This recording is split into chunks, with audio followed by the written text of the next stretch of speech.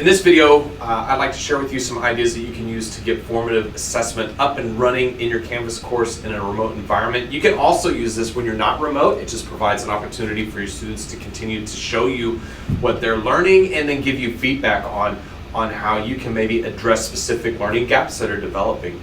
And so all of this has to be laser focused on what your learning goals are. So whatever your learning goals are for that lesson, whatever your learning goals are for that unit, module, whatever, that is what the formative assessment needs to be centered on. We don't have time for fluff in an online environment. You don't have time to field all the 75 questions about things unrelated. So be very focused on how your formative assessment looks, what it does, and how your students can participate in it. So real quickly, formative assessment, just a quick rundown, so we're all using the sort of the same definition, is how you can check the students' learning that's going on in your classroom and how you can modify your lesson or update things that you're doing in your classroom to help your students learn. Formative assessment that you use right now, you observe your students, you listen to them, you may ask a question and ask students to raise their hands and answer. You may do an exit ticket. You may put them into small groups and have them do a think, pair, share. There's all these different things that we do with them face-to-face in person that we don't have the opportunity to do in an online environment. It's very difficult to manage a think, pair, share situation when you don't know when your students are going to get into Canvas to begin with. So these are some ideas that I hope can help you really create a robust formative assessment learning piece in your classes. And this just gives you a way to virtually check in on your students' learning. That's basically what we're doing, because we don't see them face to face, to see the eyes glazed over, to see the drool come out of the mouth. We don't have that opportunity anymore. So how can we virtually do that? One, discussion boards. These are a powerful tool for every age group. If you're teaching students that haven't quite mastered the ability to read yet, no problem. You can put a studio video prompt into that discussion board and have your students reply with a studio video response. So everything's all in one space. For those students that are just starting to get to the point where they can type out those words and letters in a sequence to create a sentence that makes sense to us as adult readers and to their peers, or you're practicing specific writing skills, a discussion board prompt works for them. So it can be a very robust environment for you. Provide a couple of key questions for your students to think about. And the other thing that you can do with the discussion board is grade it or not. It's up to you. Low stakes. So if you want to give this discussion board prompt and have your students have these conversations, don't mark it out of 100. Or just straight up give them 100. Or if you do a point system, just make it 5 or 10 points. And hey, you participated and you said good things. Here you go. But low stakes. Remember, you're the teacher. You know where you're headed. You know what the learning goals are for your lesson, and you know how those discussion board prompts tie into that. And so please make sure that your students see how these learning goals tie into that. And then you can guide them when they start to go sideways on the discussion board. So if you ask a really good question and all of a sudden your kids are like 4 neighborhoods over and they're talking about who knows what, and you're supposed to be talking about a specific thing, then you can guide them back in as the instructor, and you can provide some opportunity and feedback for them to see how they need to get to the next piece. You can utilize quizzes, and in quizzes you can put together a question and answer type of thing. Every studio video that you make, you can embed quizzes into. And so you can give your students multiple tries on those questions. You can give them instant feedback on those questions. And how do you do that? When you set up your quiz, if a student gets the quiz wrong, you can actually tell the quiz program that if a student gets an answer wrong, they need to see this prompt. And you can put a link to the specific studio video that you teach the students about that topic you're asking a question on. Super, super powerful tool for us. In quizzes, you can set quizzes up where students can take those quizzes like however many times you need them to, and you can set a grade that they need to reach before they can move on to the next piece. You can give those quizzes in a discussion board. You can give those quizzes in a studio video. You can give those quizzes all on their own.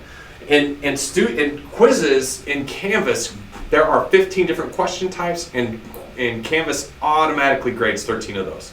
So this is formative assessment that provides instant feedback to your students. They know exactly what they got right or what they got wrong. And if you have concerns about, well, they're just going to memorize the answers, you can set your quiz so that the questions that are asked and the answer options that are given are always scrambled. So students don't necessarily know that question 1 is always going to be A, question 2 will always be B. You can scramble that so students still have to go through, read the question, and answer it.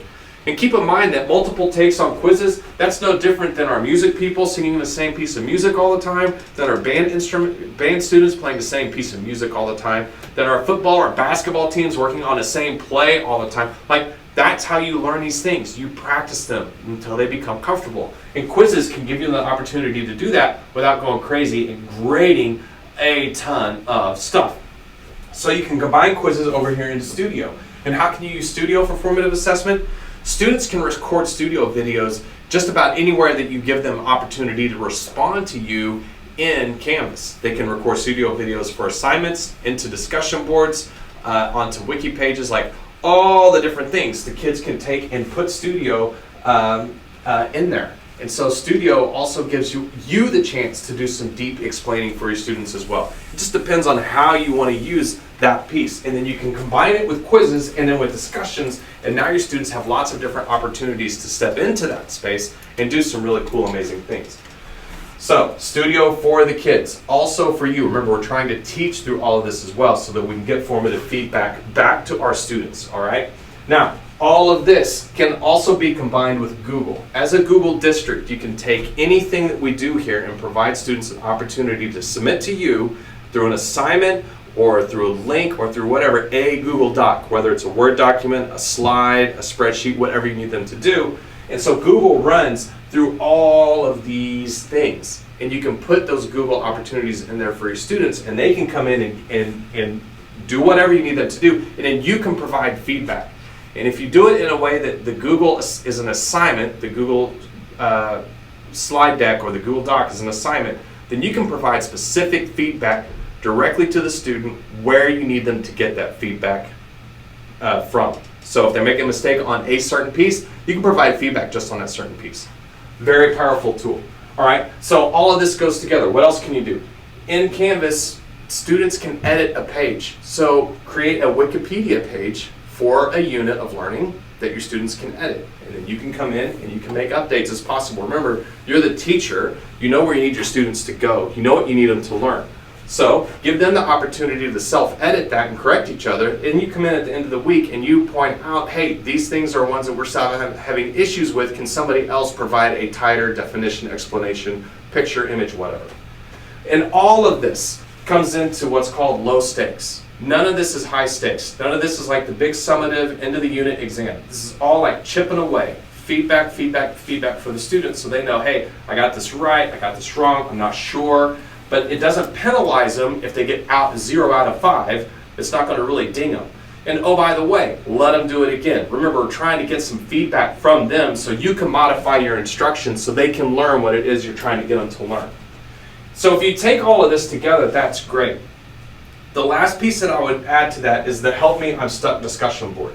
And that's a place where your students can come in and they can post a question. And that question then feeds all of the other things that are happening right here that I'm sharing with you today. They can come in and ask a question, and not only can you answer that question, other students can answer that question because it's in a discussion board where everybody can read it. This is the, hey, I'm stuck raising my hand asking a question about a specific thing discussion board. And this can be a super, super powerful tool for you. And if you create a Help Me discussion board for each module or unit of learning that you're doing, it can keep those questions sort of focused on that one topic. So there you go. Formative assessment in Canvas using discussion boards, quizzes in Studio, just Studio, using Google, using a wiki page, making sure it's low stakes, and offering them a place to successfully answer or ask questions. Woo! That was a lot. And as always, if you have any questions, don't hesitate to reach out and contact Aaron, Haley, or I. We're here for you.